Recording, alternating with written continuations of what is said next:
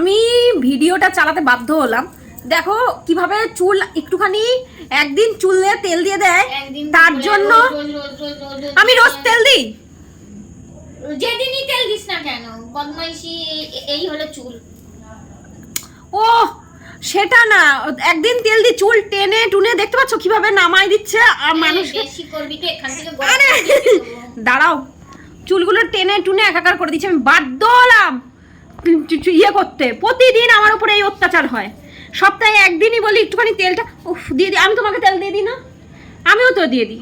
আমি তোমাকে এরকম করি, এই মাথা ধরে এরকম এরকম এরকম এরকম। আমার তেল দিয়ে দিস মানে সে খুব মাথা যন্ত্রণা হলে পরে তখন তোকে বলি। আরে সেটা না, তোমাকে মাথা ধরে কি এমনি এমনি এমনি এমনি করি? হ্যাঁ, তা আমার কাছে আসলে পরে এরকমই হবে। এই হলো চুলের অবস্থা।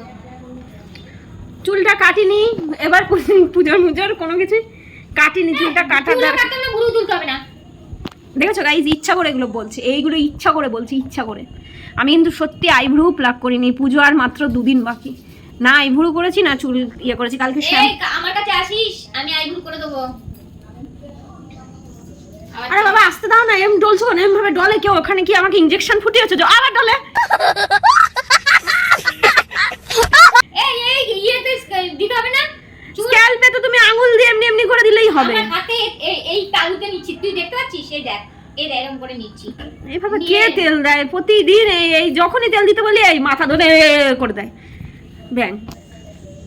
আজকে বন্ধুদেরকেও দেখিয়ে দিলাম যে কি করে। সবাই তো বলে আন্টি কত কিউট, এই ওই ওখানে কমেন্টে বেশি কথা বলবি না। আমার কাছে আসতে হলে আমি এরকম করেই দেবো। বাবা তোমরা এবার দেখতে পেয়েছো কি করেছে? তোমরা দেখতে পেলে কি করলো? আমার চুল ফাঁকা হয়ে যাওয়ার রহস্য এই যে দেখো কি করছে দেখো।